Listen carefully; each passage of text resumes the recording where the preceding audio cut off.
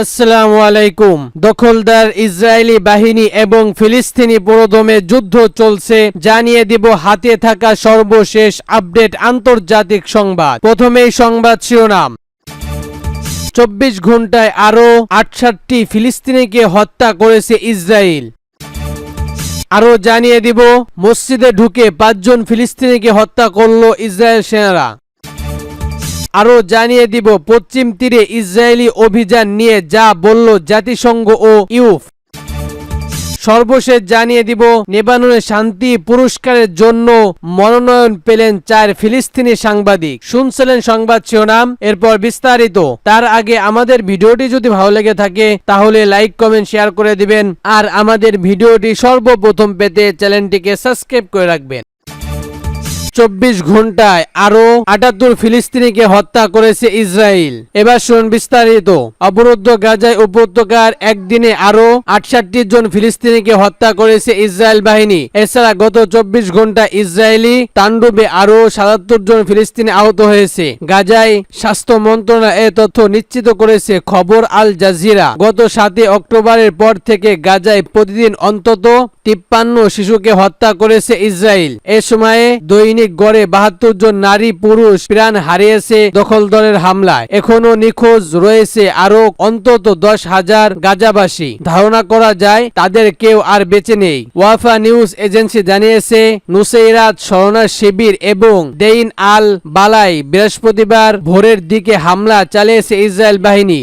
এতে 2 শিবির এবং 1 নারী নিহত হয়েছে। নুসেইরাত শরণের শিবিরে হামলার পর 2 শিশুর মরদেহ উদ্ধার করা হয় এবং দেইন আল বালা থেকে 1 নারীর মরদেহ উদ্ধার করা হয়েছে। এদিকে যুক্তরাষ্ট্রের নিযুক্ত সংগঠিত মিশর সামাজিক যোগাযোগ মাধ্যমে এক পোস্টে জানিয়েছে জাতিসংঘে সতর্ক করেছে যে গাজায় সহযোগিতা কার্যক্রম এবং কর্মীরা ঝুঁকির মধ্যে রয়েছে। একই সঙ্গে সেখানে পোলিওর পশু দুর্বলতা বন্ধ করার জন্য কর্মকর্তা জরুরিভাবে প্রয়োজন বলেও জানানো হয়। সম্প্রতি বিশ্ব খাদ্য কার্যসূচি একটি গাড়ি বহনে হামলা চালিয়েছে ইসরায়েল বাহিনী। জাতিসংঘের মানবাধিকার কনভের স্পষ্টভাবে লেখা থাকার পরেও ইসরায়েল বাহিনী কমপক্ষে 10 বার এই গাড়িতে গুলি চালিয়েছে, ফলে গাজায় নিজেদের স্টাফদের চালক স্থগিত করেছেন। গত 7 অক্টোবর থেকে এখন পর্যন্ত গাজায় ইসরায়েলি অগ্রসরের কমপক্ষে 40,602 জন ফিলিস্তিনি নিহত হয়েছে। এছাড়া আহত হয়েছে আরো 93,555 জন ফিলিস্তিনি। নিহতদের মধ্যে অধিকাংশ নারী ও শিশু।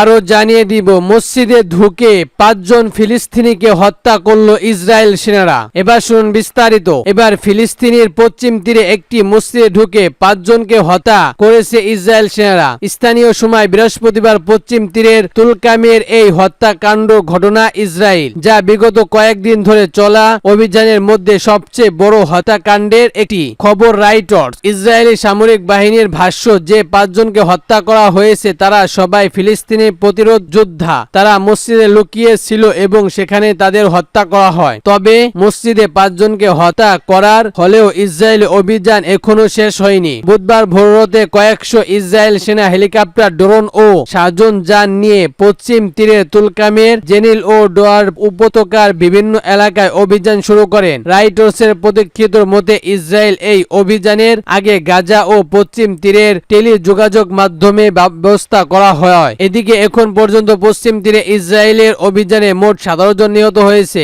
এর মধ্যে গতকাল নিহত হয়েছে 12 জন। পশ্চিম তীরের উত্তরা অঞ্চলে বড় ধরনের স্থল ও বিমান হামলায় চালানোর ফলে প্রাণহানি ঘটেছে। ইসরায়েল নিরাপত্তা বাহিনী বলেছে তারা জেনিল এবং তুলকামের একটি শরণা শিবির অভিযান চালাচ্ছে। এটি একটি বড় ইসরায়েলি অভিযান বলে মনে হচ্ছে। সেখানে একই সময়ে জেনিল, তুলকামের, নাসরুল এবং তুবাসেনের মতো বড় 4টি ফিলিস্তিনি শহরকে লক্ষ্যবস্তু করা হয়েছে। দ্বিতীয় ইন্তেফাকের পর ফিলিস্তিনিদের কয়েকটি শহর একই সঙ্গে হামলার ঘটনা এই প্রথম। রেড ক্রিসেন্টের একজন মুখপাত্র বুধবার বলেছেন অধিকৃত পশ্চিম তীরের উত্তরে কয়েকটি শহর ইসরায়েলি অভিযান ও হামলায় 12 জন ফিলিস্তিনি নিহত হয়েছে।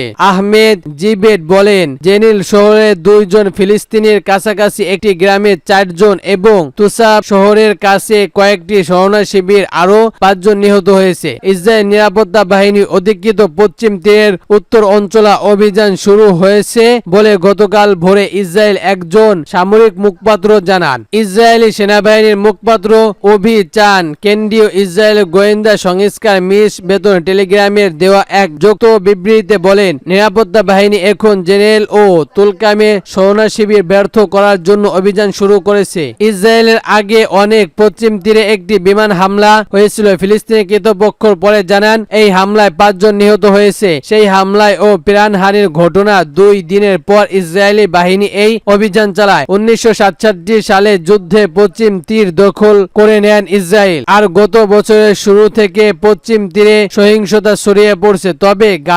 তবে গত বছর 7 অক্টোবর গাজা যুদ্ধ শুরু হওয়ার পর থেকে এটি আরো বেড়েছে। আরো জানিয়ে দিব পশ্চিম তীরে ইসরায়েলের অভিযান নিয়ে যা বলল জাতিসংঘের ফিলিস্তিনিদের অধিকৃত পশ্চিম তীরে ইসরায়েলি অভিযান বন্ধের আহ্বান জানিয়েছে জাতিসংঘের মহাসচিব অ্যান্তোনিও গুতেরেস। এই অভিযান ইতিমধ্যে বিস্ফোরণের উন্মুক্ত পরিস্থিতিকে আরো উস্কে দিতে বলছে মন্তব্য করেছেন তিনি। অন্যদিকে পশ্চিম তীরে অভিযানের মধ্য দিয়ে ইসরায়েলের আন্তর্জাতিক আইন এবং মানব অধিকার লঙ্ঘন করেছে বলে মন্তব্য করেছেন ইউনাইটেড মানবিক সহায়তা বিশেষজ্ঞ কমিশনার জেনেল লেবানসিক। দখলকৃত পশ্চিম তীরের পরিস্থিতি আক্রমণ আইনবি হচ্ছে বলে এই আক্রমণ সাবেক টুইটার পোস্টে মন্তব্য করেছেন তিনি। পশ্চিম তীরে বুধবার রাত থেকে কথিত সশস্ত্র বিরোধী অভিযান শুরু করে ইসরায়েল। 20 বছরের বেশি সময় ধরে পশ্চিম তীরে এত সবচেয়ে বড় অগ্রসর চালায় ইসরায়েলি বার্তা বাহিনী। এজন্য জেনেল তুস্কারের এবং তুসাবের শত শত সেনা মোতায়েন করা হয়। ইসরায়েলি এই অগ্রসরে শিশু সহ অন্তত 18 জন ফিলিস্তিনি নিহত। গুতেরেস এই হত্যাকাণ্ডের তীব্র নিন্দা জানিয়েছে এবং বেসামরিক নাগরিকদের সুরক্ষা এবং তাদের নিরাপত্তা নিশ্চিত করার জন্য তেল আবিবের প্রতি আহ্বান জানিয়েছে। এদিকে বিবিসি সংবাদ মাধ্যম জানিয়েছে জেনির সহ কয়েকটি শহরে আরো অভিযান চলছে। জেনারেল টেলিগ্রাম এবং ইন্টারনেট সেবা বন্ধ বলে জানিয়েছে ফিলিস্তিনি টেলিযোগাযোগ সংস্কার সূত্র আল জাজিরা ও বিবিসি। আরো জানিয়ে দিব লেবাননের শান্তি পুরস্কারের জন্য মনোনয়ন পেয়েছে 4 ফিলিস্তিনি সাংবাদিক। এবার শুনুন বিস্তারিত। গত 7 অক্টোবর থেকে ফিলিস্তিনি গাজা যুদ্ধ পেরিয়েছে প্রায় 10 মাস।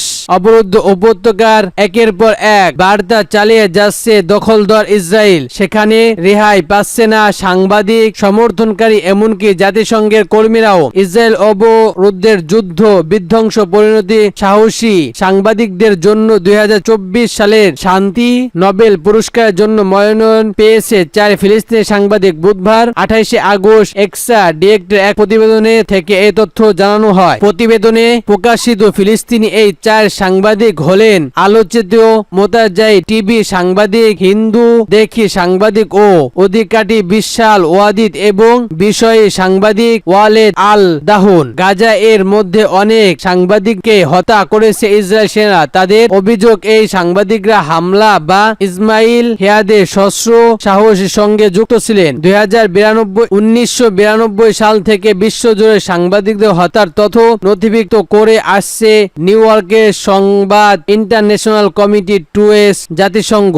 স্ট্যাটিস্টিক্সের মধ্যে 1992 সাল থেকে এখন পর্যন্ত পৃথিবীতে যত সংগঠন হয়েছে গাজা যুদ্ধে সাংবাদিকদের জন্য সবচেয়ে রক্তক্ষয়ী। কমিটি টু স্টেটমেন্ট জার্মানি আরও জানিয়েছে গত 7 অক্টোবর গাজা স্থানীয়কারী সংগঠন হামাস ও ইসরায়েলের মধ্যে যুদ্ধ শুরু হওয়ার পর থেকে এখন পর্যন্ত 113 সাংবাদিক ও মিডিয়ার কর্মী নিহত হয়েছে। জানা গেছে চলিত বছরে শান্তি নোবেলের পুরস্কারের জন্য 185টি মনোনয়ন জমা পড়েছে নাউজানের নোবেল কমিটির কাছে। এর মধ্যে 196 ব্যক্তি ও 79টি